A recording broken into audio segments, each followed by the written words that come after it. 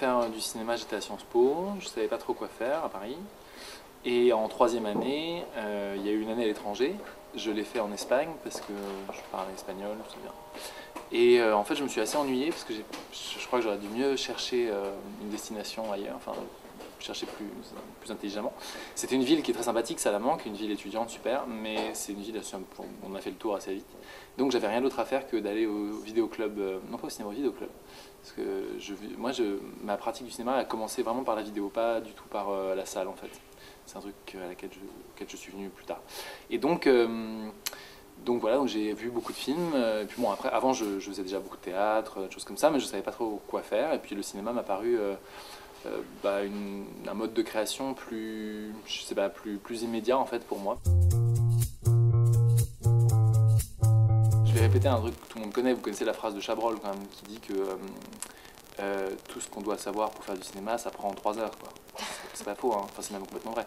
Une fois qu'on a fait la règle des 180, quoi, en gros, il n'y a rien d'autre à apprendre en fait. Tout le reste, c'est à inventer.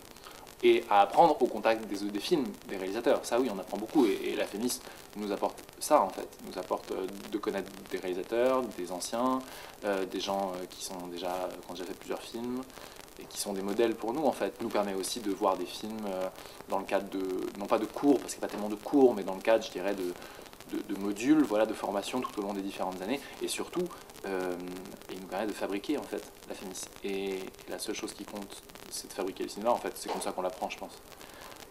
Donc non, on l'apprend pas parce que c'est pas une école de cinéma, tu vois. On fait pendant 4 ans, en fait, on fait des films tout le temps.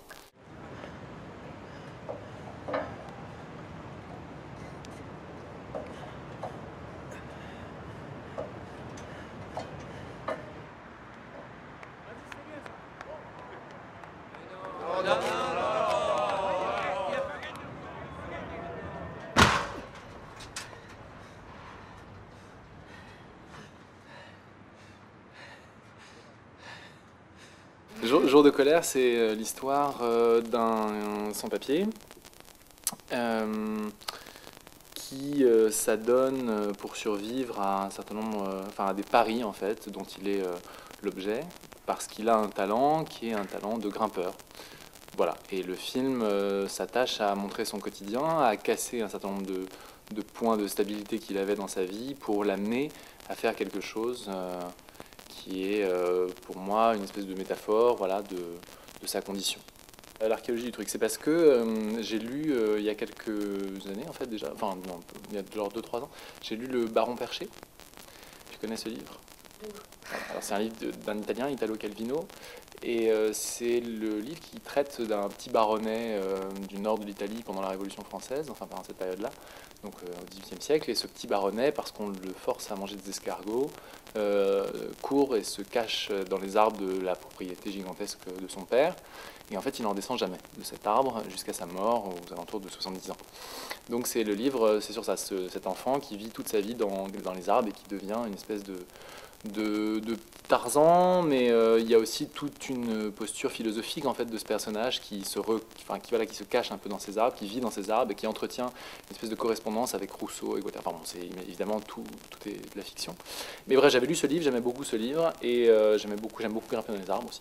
Et un jour, j'étais en scooter à Paris et j'ai vu qu'il y avait plein d'arbres dans Paris et je les avais jamais vus en fait vraiment. Je les avais jamais vus filmer les arbres dans les rues à Paris. Donc je me suis dit comment est-ce qu'on pourrait faire pour que quelqu'un monte dans cet arbre-là. Et moi, je voulais pas faire une histoire, c'est-à-dire avec quelqu'un qui serait attiré par une espèce de retour à la nature, tu vois, ou je sais pas quoi, genre Into the Wild, tu vois, c'était pas trop mon truc, que je voulais vraiment que cette montée dans les arbres soit motivée au départ par une fuite, en fait.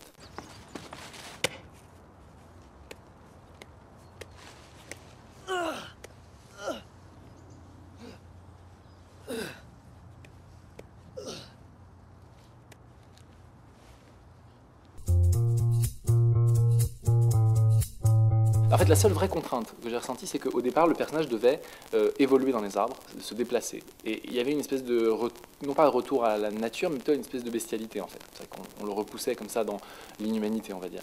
Et ça, c'est impossible à faire. avec les moyens qu'on a, c'était pas possible à faire. Et on pouvait pas faire de l'infographie, parce que les arbres, en fait, dans la vie, ils sont assez séparés, en fait. Donc on pouvait pas faire un bond de 6 mètres à quelqu'un. En infographie, c'était trop compliqué, et avec des câbles, c'est toujours possible, sauf qu'il fallait des grues et tout ça. Et là, pour le coup, là, on pouvait pas. Donc c'est la seule vraie contrainte que j'ai eue, parce que ça a changé le scénario, en fait. Au départ, je voulais qu'il y ait ça.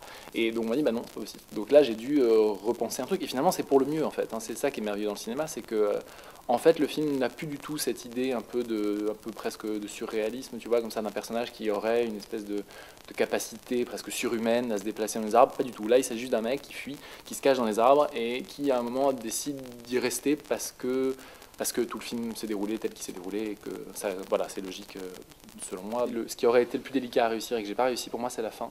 Je trouve qu'elle est, à la réalisation, c'est le moment le plus faible pour moi et c'est dommage. Et je me suis vraiment fait battre là pour le coup parce que je crois que j'ai évité d'y réfléchir de trop. Je me suis concentré sur d'autres scènes et donc elles sont très bien, donc c'est très bien, c'est pas grave. Mais en revanche, je crois qu'il y a quand même beaucoup de personnes qui apprécient cette espèce de mélange entre quelque chose de, voilà, comme je disais, de poétique et quelque chose de très réel. Et ça, c'était vraiment le parti pris du film. Et là-dessus, bah, c'était, je crois, très difficile à réussir. Justement, ça répond aussi à ta question.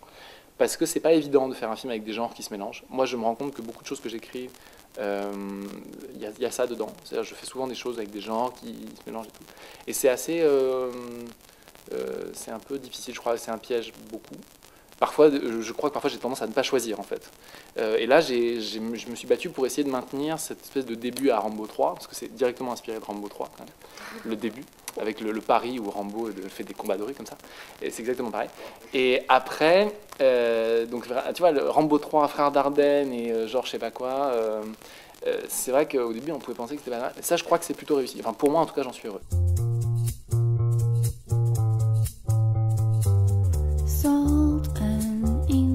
Alors, le premier.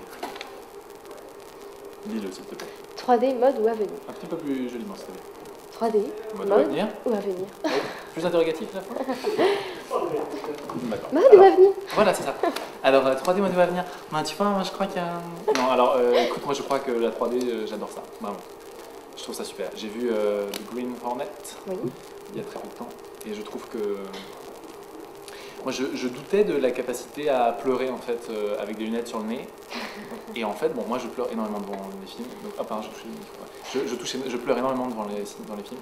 Et Green Hornet, genre, j'étais un petit peu ému parce qu'à un moment, c'est hyper triste. Non, bon, mais bon, bref, j'étais un peu ému et j'étais super content parce que donc ça veut dire, enfin, moi, je crois vraiment qu'on peut être ému. Et je trouve qu'en termes de spectacle. Enfin, moi, je vois pas du tout pourquoi on serait hostile à ça. Et d'ailleurs, même, j'aimerais énormément faire un film en 3D. La dernière séance au cinéma, est-ce que tu veux te demander qu'est-ce que j'ai vu au cinéma dernièrement? Oui. Alors, j'ai vu beaucoup de comédies françaises. Qu'est-ce que j'ai vu? J'ai vu La film de Pierre Salvadori. Donc, comment il s'appelle? Le film avec Audrey Tautou.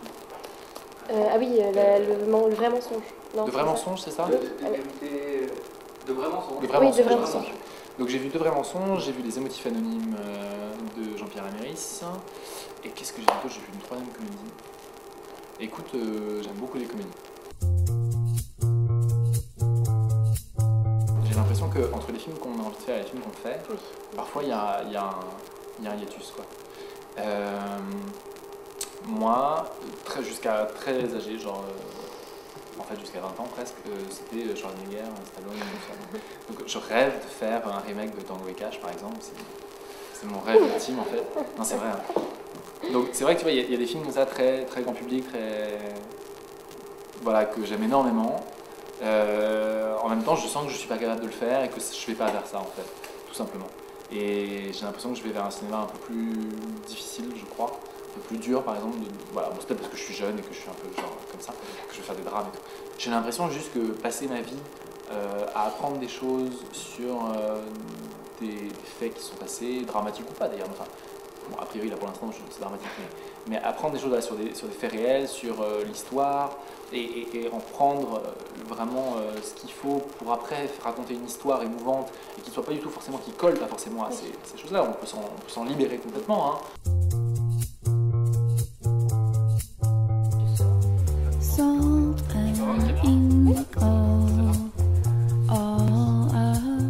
Agathe, Oui. d'où vient cette petite cicatrice sur ton nez? J'avais 3 ans et je suis tombée sur mon lit. Tu pourrais pas me sortir un truc un peu plus dramatique? J'ai fait la guerre du Kosovo en Amérique. Ah, c'est ça.